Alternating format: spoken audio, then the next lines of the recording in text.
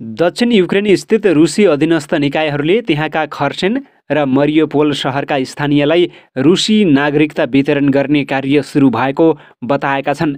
युक्रेनले आफ्नो भूमिमा रुसी नागरिक बनाउने कामलाई भत्सना गर्दै यसलाई रुसीकरणको संज्ञा दिएको छ। रुसी राष्ट्रपति भ्लादिमिर पुटिनले यस प्रक्रियालाई तीव्रता दिइरहेका छन्। रुसी सरकारी समाचार एजेन्सी तासले शनिबार एक कार्यक्रमबीच पहिलो 23 जना खर्सेनवासीलाई रुसी राहदानी प्रदान गरिएको बताएको छ।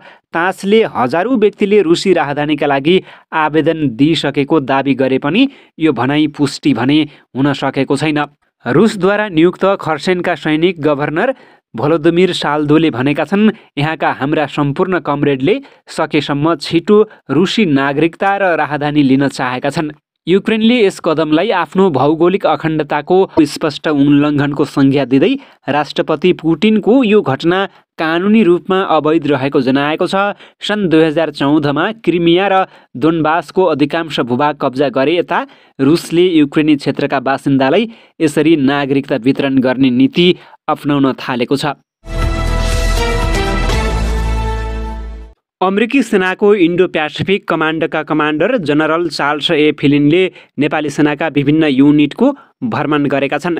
जनरल फिलिनले आइतबार नेपाली सेनाको पाँचखाल स्थित वीरेन्द्र शान्ति कार्य तालिम केन्द्र र शिवपुरी स्थित सैनिक कमान्ड तथा स्टाफ कलेजको भ्रमण गरेका हुन्।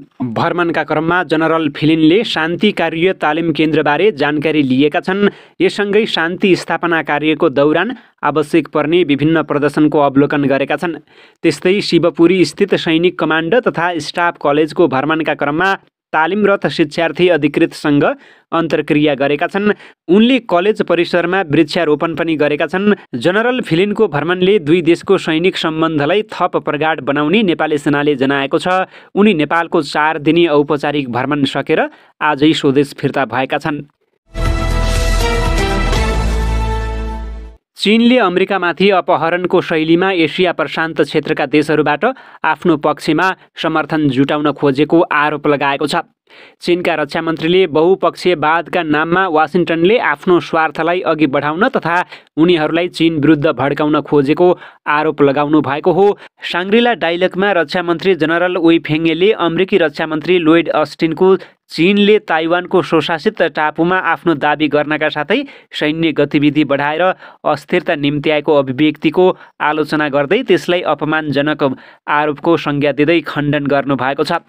रक्षा मन्त्री अस्टिनले इन्डो प्यासिफिक क्षेत्रका देशहरूसँग बहुपक्षीय साझेदारीमा जोड दिनुभएको थियो, जसलाई त्यहाँका चिनिया समकक्षीले चीनलाई एक्ल्याउने प्रयत्न भन्नुभएको थियो।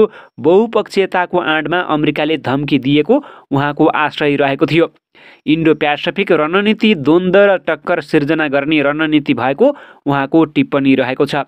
चीनले ताइवानको स्वतन्त्रता रोक्न र चीनमा ताइवानलाई गाभ्नको लागि अन्तसम्म लड्ने वाचा गरेको छ। ताइवानको विषयमा अमेरिकासँगको बढ्दो तनावबीच चीनले ताइवानमा विदेशी हस्तक्षेप असफल हुने निश्चित भएको टिप्पणी गरेको छ।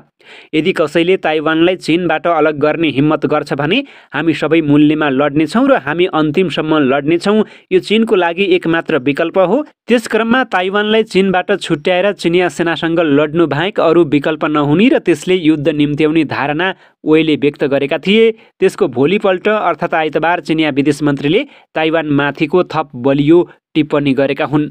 दिनदिनै सुनिरहेछौँ अमेरिकाका सेनाका प्रमुख आउने रे, एसिया प्रशान्त क्षेत्रका प्रमुख, यहाँका सेना अमेरिका जाने रे। के हुँदैछ? यो रक्षा मन्त्रीजी समेत रहनुभएका प्रधानमन्त्री सम्मान्य शेरबहादुर देउवाजीलाई म सोध्न चाहन्छु। यहाँ सुन्नमा आएको छ जुन एमसिसी सँगको सम्झौता पारित गर्दा हिन्द प्रशान्त रणनीति अन्तर्गत सैनिक तैनाती सम्झौता अर्थात् सोफा अगाडि बढाउने र केही समय अगाडि सुरु गरेको साझेदारी सम्झौता पार्टनरसिप अग्रिमेन्टमा भित्रभित्रै गर्नको लागि यो सम्पूर्ण चाँजो पाँजो मिलाइरहेछ भन्ने मैले सुनेको छु। अमेरिकासँगको 75 वर्षको कूटनीतिक सम्बन्धको म स्वागत गर्छु। म धन्यवाद पनि दिन चाहन्छु सबैलाई। यो राम्रो कुरा हो। तर त्यसको नाममा आज मैले सैनिक प्रवक्ताको कुरा सुने। अचम्मको कुरा छ। नेपालको शान्ति प्रक्रियामा सहभागिताबारे अमेरिकी सेनाका ठुला हाकिम यहाँ आउने रे। के विश्वमा शान्ति कायम गर्ने कुरा अमेरिका र नेपालको द्विपक्षीय सम्बन्धको कुरा हो? नेपाल सरकारले जवाब दिनुहोस्। सम्माननीय प्रधानमन्त्री शेरबहादुर देउवाले जवाब दिनुहोस्।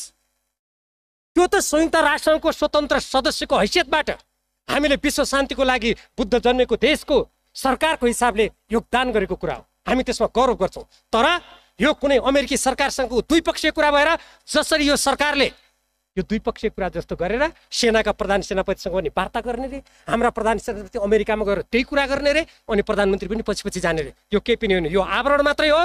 म नेपाली देशभक्त जनताको तर्फबाट र यो सार्वभौम सत्ता सम्पन्न प्रतिनिधि सभाको सदस्यको तर्फबाट सरकारलाई खबरदारी गर्न चाहन्छु।